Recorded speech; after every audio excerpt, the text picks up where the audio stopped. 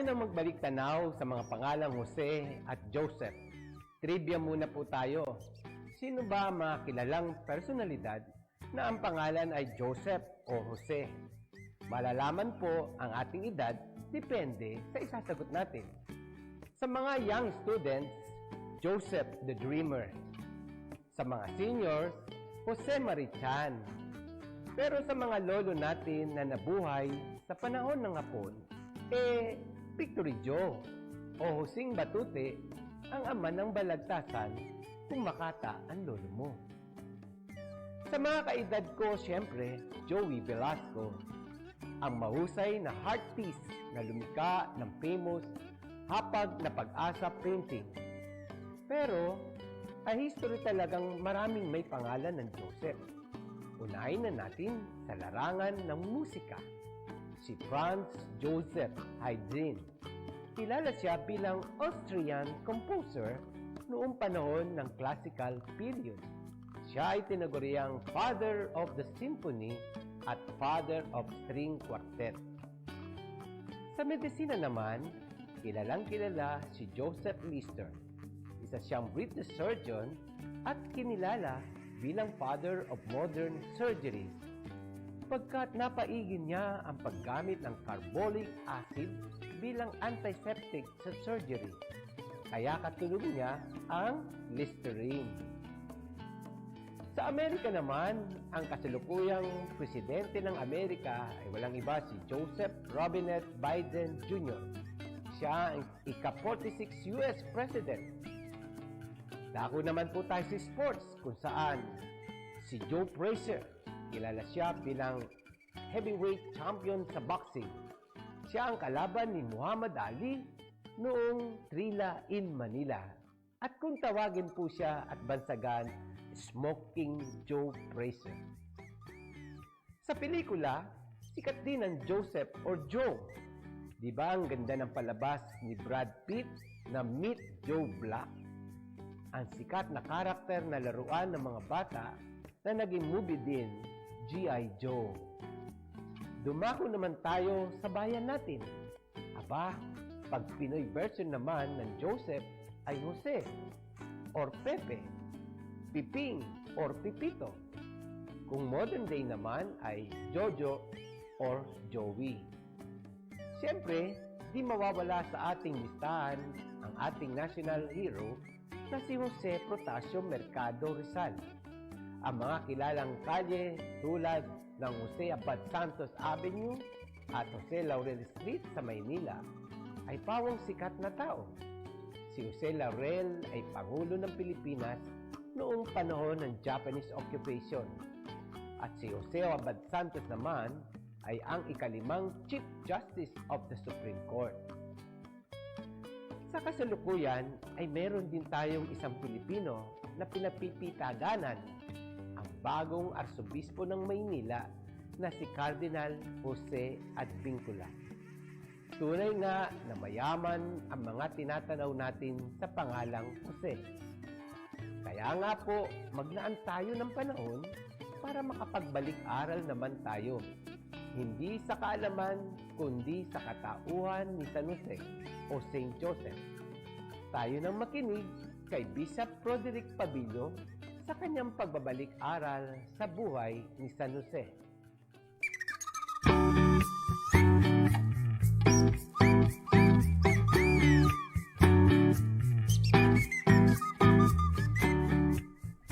Magandang araw po sa inyong lahat. Ngayong taon ni Saint Joseph, nakita po natin ang kahalagahan ng mga kalalakihan. Kailangan po ng lalaki sa kasaysayan ng kaligtasan. Kaya nga kahit na si Maria ay sumagot na sa plano ng Diyos na siya ang magiging ina ng tagapagligtas, pero kailangan pa rin may lalaki na mangangalaga sa kanila. Si Maria ang nagbigay ng laman ng pagkatao ng anak ng Diyos. Pero ang lalaki ang magbibigay ng kanyang pangalan Ibig sabihin, ang kanyang kultura, ang kanyang pagiging Hudyo, ang pagiging kanyang anak ni David, galing sa lipi ni David, ay ibibigay ng lalaki. Kaya nga dumating din ang anghel at nagpahayag kay Jose sa planong ito ng Diyos. At tulad ng si Maria ay sumagot ng oo, sumang-ayon sa plano ng Diyos. Ganun din si Jose, nung malaman niya ang plano ng Diyos, agad-agad tinanggap niya si Maria bilang kanyang magiging asawa at ang anak ni Maria bilang kanyang maging anak. Siya ang nagbigay ng pangalan sa batang ito. Natatawagin siyang Jesus. At pinanindigan ni Jose ang kanyang tungkulin bilang ama ng ating Panginoong Jesus.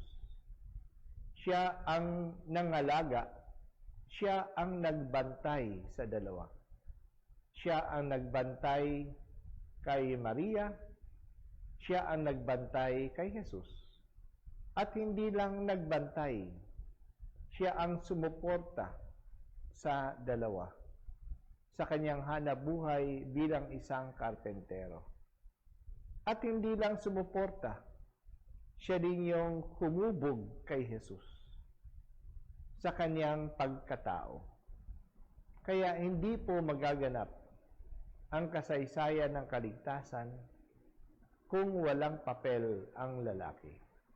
Kaya nakita po natin na ngayong panahon, Year of Saint Joseph, nakita natin ang kahalagahan ng mga lalaki. Kaya mayroon po tayong programang ginagawa ngayon, Usapang Lalaki. Sana yung mga lalaki natin ay panindigan nila ang kanilang pagiging lalaki sa pamilya, ang kanilang pagiging ama sa pamilya. Sa ating lipunan sa Pilipinas, tayo mga Pilipino, malalakas ang papel ng babae. Kaya ang babae ang ina ng tahanan. Ang mga babae ang gumagabay sa mga anak. At ang nakakalungkot, maraming mga lalaki ang tingin nila sa kanilang papel sa pamilya na sila ay breadwinner lamang. Na sila lamang ang tagabigay ng pagkain sa lamesa. Tagapaghanap buhay para sa pamilya. Kapag nanagampanan na nila yun, parang wala na silang papel. Kaya maraming mga lalaki natin ay masipag sa trabaho, pero pagkatapos ng trabaho, hindi matatagpuan sa pamilya. Hindi siya naging bahagi ng buhay ng mga anak. Hindi siya nakikitang nagtuturo sa mga anak sa kanilang mga lessons. Hindi siya nakikitang nangangalaga sa gawaing pamilya na hindi po tama. Kaya tuloy may pagkakulang tayo ng fatherhood sa mga pamilya natin. Hindi lang naman kasi pagkain, hindi lang kasi pera ang kailangan ng pamilya. Kailangan din ng presensya ng mga tatay. So, sana po ipagpatuloy po natin itong usapang lalaki upang makita natin ano yung papel ng lalaki sa pamilya. Sila sana talaga ang head of the family. Head in all things. Head sila. Tagapadisiplina din ng mga anak. Pero paano nila malidisiplina ang mga anak kung hindi naman sila present sa buhay ng mga anak? Kung hindi naman nila kilala ang kanilang mga anak? At sila din po ang maaasahan ng mga bata kasi kailangan talaga natin ng male figure sa ating mga pamilya. At sana makikita din ang mga ama bilang nangunguna sa religious activities ng family. they're also spiritual fathers ng kanilang mga anak. Kaya makikita sana ng mga anak na ang pagsamba sa Diyos, ang pagdarasal ay isang gawain hindi lang ng nanay, pati ng tatay. At siya ang nagtatawag sa mga anak na sa kanilang pagdadasal.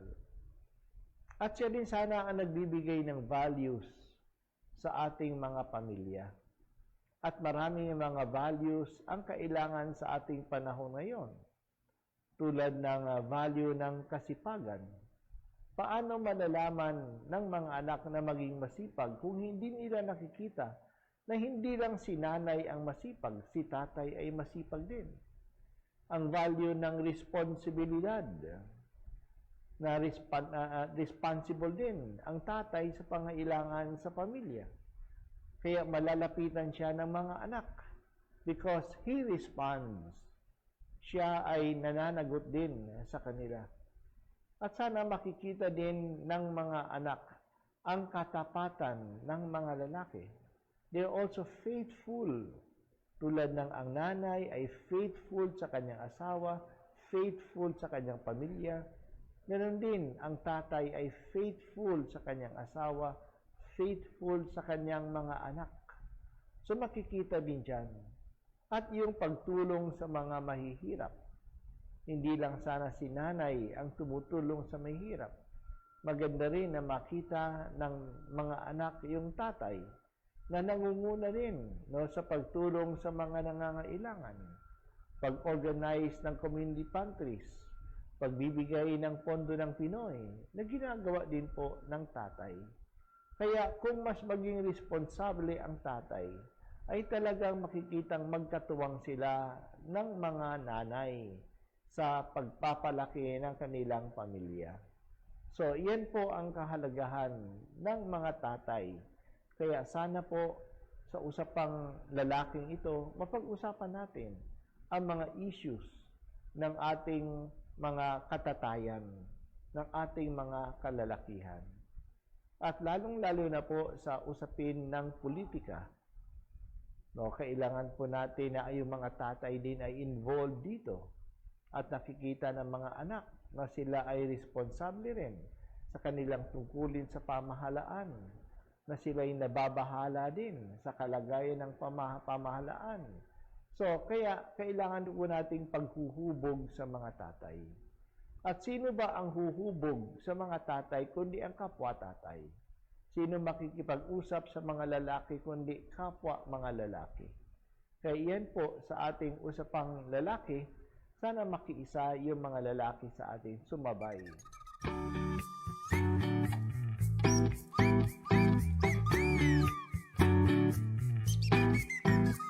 Pero alam po natin na sa maraming mga programa na ganito, na ang mas nangunguna ay ang mga babae pa rin, ang mga nanay, ang mga lola, ang sumusubaybay sa ating mga online activities. Kaya hinahamon ko po yung mga kababaihan natin na kayo na ang may hilig, kayo ang nakakaalam tungkol sa mga programang ito na ipasa ninyo sa inyong asawa, sa inyong mga anak na lalaki.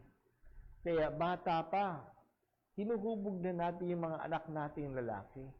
Sinasabi na natin responsable sila sa mga pamilya. May papel sila sa mga pamilya. Kaya inaanyayahan ko po yung mga lola, yung mga nanay, yung mga ate, hikayatin ninyo yung mga kalalakihan na makinig sa programang ito. At hindi lang makinig, ngunit sumunod at maging participant sa programa natin. Ito sana ang maging biyaya ng ating Year of St. Joseph na patuloy nating ginagawa. Ang isa pang pakiusap ko rin sa mga lola at sa mga nanay na yung mga anak niyong lalaki, bata pa sila, hubugin nyo na sila na maging responsable. Kasi ang nangyayari po sa atin, hinahayaan natin yung mga lalaki na lumabas, pumunta sa mga barkada, at yung mga babae ang hinahayaan nating nakakulong sa bahay. Kasi babae ka, dapat alam mo yung gawaing pambahay. Dapat alam mo yung paglalaba, paglilinis ng bahay, pagluluto. Pero ang lalaki din ay kailangan alam ito. Kaya tuloy, sa pamilya, mas nahuhubog sa responsibilidad ang mga kababaihan kaysa mga kalalakihan. Kaya bata pa sila sa mga pamilya, ay dapat hubugin na ang mga kalalakihan natin sa kanilang gawain sa tahanan at pananagutan din sa lipunan at sa kanilang mga kapatid. At sino ba ang maghuhubog sa kanila? Okay, nandyan si Lola, nandyan yung nanay kasi palaging kasama sa bahay. Pero mas maganda rin na nakita rin na si Lolo ay isang halimbawa din na matutularan ng mga kalalakihan. At ganoon din si tatay ay nandiyan din na humuhubog, nagbibigay ng lesson sa kanila. Ako naalaala ko nung bata pa kami, ang isang paraan ng aming tatay na hubugin kami ay sa hapagkainan. Kami sabay-sabay na kumain, lalong-lalo na sa breakfast at sa lunch. At dito, kapag kami kumakain, doon nagkwekwento yung tatay. Doon nagbibigay ng mga aral yung tatay sa amin. Kaya maganda, hinahanap namin, ako, personal, hinahanap ko yung panahon na sabay-sabay kaming kumain at hindi lang na mabusog ang tiyan, ngunit magkaroon din ng mga ideas na galing sa aming tatay. Siya po ang nagsasalita kapag kami nasa pagkainan. Pagkatapos, yung nanay naman na naiwan palagi sa amin, siya naman yung nagbibigay sa amin ng iba pang mga aral sa buong araw. Pero yung Father's time ay mahalaga sa amin. Kaya mga kapatid, maghanap din tayo mga tatay na kayo ay magbibigay ng aral. Isa pong paraan na nakita ko maliban sa hapagkainan ay sa inyong dasal. Kapag kayo ay nagdadasal, nandiyan yung tatay na nangunguna sa dasal at may maganda rin na bago tayo magdasal, may pagbasa muna sa banal na kasulatan at yung tatay pwede pong magbigay ng konting paalaala, konting aral mula sa banal na kasulatan. Iyan ay lalong-lalo na yung mga kwento na pwede niyang sabihin sa mga bata. So, yan po isang paraan din ng pagbibigay ng aral ng mga kalalakihan natin sa kanilang pamilya. Maghanap po ng pagkakataon. Ang isa ring nakita kong magandang pagkakataon sa amin nang maliit pa ako ay pagkatapos na kami magsimba sa araw ng linggo, ang pinag-uusapan namin yung homily ng narinig namin. May mga komentaryo din yung tatay ko. Very critical din siya sa mga sinasabi ng mga pare. Pero napag-uusapan namin yung mga homily. Kasi sabay naman kami nagsimba, so pwede namin mapag-usapan. At ngayon po na nasa pandemya tayo, ang ibang mga pamilya ay patuloy pa rin sa online nila ng pagsisimba. At dito, pwede nyo pagkatapos sa misa, pwede mapag-usapan ng pamilya sa pangunguna ng tatay, ano yung sinabi ni Father, at pagkatapos tingnan nyo paano natin maisa sa buhay ito. So maganda po na makita yung role ng Father sa ating mga pamilya. So yan po yung gagawin natin sa usapang lalaki. Mga lalaki na magsalita sa kanilang kapwa lalaki. Para po sa paghuhubog na ang mga lalaki natin ay magkaroon ng mas responsableng papel sa ating pamilya at sa ating lipunan. Huwag po nating sabihin na ang lalaki ay pantrabaho lang. Kasi sila ay pampamilya din. At sila ay kasama din sa paghuhubog ng kanilang mga anak. Ang nakakalungkot po, maraming mga kabataan na mayroong galit sa pamilya. Lalong-lalo na galit sa tatay nila. Kasi napabayaan sila. Hindi na pangalagaan. Hindi po ganyan ang nangyari kay Jesus. Mataas po ang tingin ni Jesus sa kanyang amang si Jose. Si Jose ang nagturo sa kanya paano magkarpentero, paano maghanap buhay. At siguro maraming kaugalian ni Jesus ay nakuha niya sa kanyang ama. Alam po natin na nung si Jesus ay naglilingkod, malalim po ang kanyang kaalaman sa Biblia. Saan niya nakuha yung kaalaman niya sa Biblia? Palagay ko po sa kanyang tatay. Kasi yung mga tatay naman talaga ang dumadalo sa mga sinagoga. Yung mga tatay ang mga nakikiisa sa mga pagsamba nila.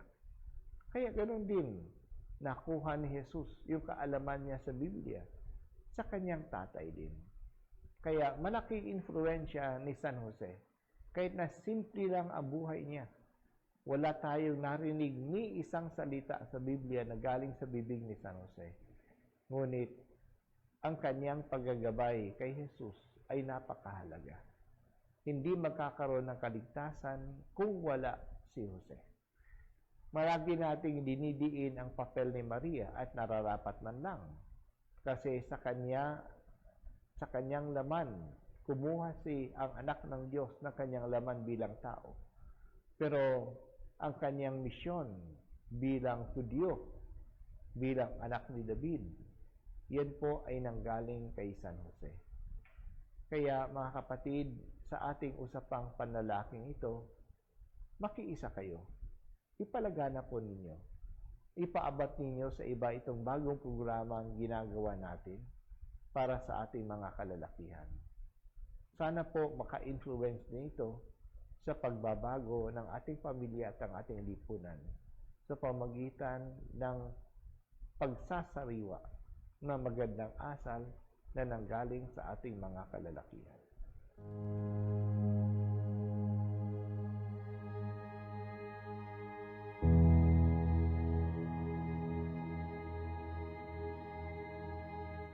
Sa ngalan ng Ama at ng Anak at ng Espiritu Santo. Amen.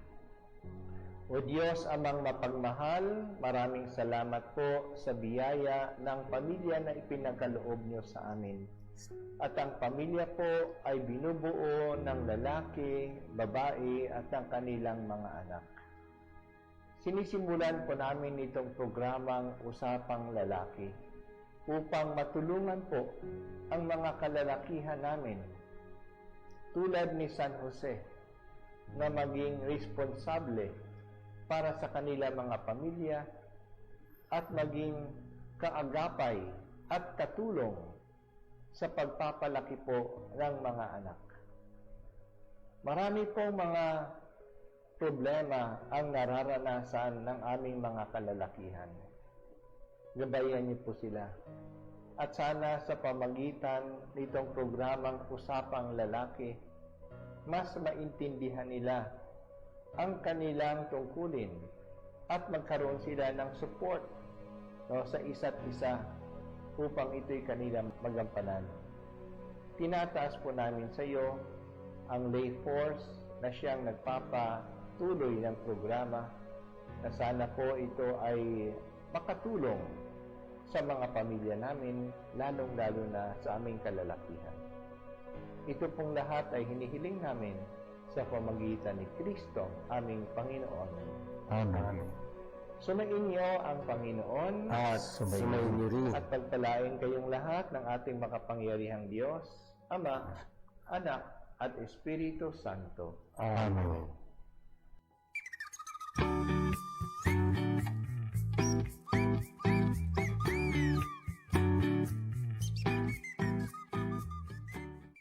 Maraming salamat sa ating mahal na obispo, Roderick Padillo, sa magagandang paalaala, lalo na sa ating mga kalalakihan. Kaya nga po lahat kayo ay inaanyayahan namin na patuloy na sumabaybay at gawin ninyo itong First Wednesday habit. Idagdag pa po ninyo ito at lalo kayong pagpapalain. Pag First Friday, para Sacred Heart of Jesus. Pag First Saturday, para sa Immaculate Heart of Mary. Pag First Wednesday naman, para sa ating Usapang Lalaki. Kaya mga sister at mga kababaihan, isalin na ninyo ang inyong mister, anak na lalaki, tiyuhin, manugang na lalaki, bayaw at lahat ng mga lalaki sa inyong pamilya. Sabi nga po ni San Pablo Apostol, magsipag-ingat kayo. Magpakatibay kayo sa pananampalataya. Kayo'y magpakalalaki. Kayo'y magpalakas. Kaya magsama-sama po tayo sa Setyembre 1, alas 3:30 ng hapon sa programang Usapang Lalaki. Our First Wednesday Habit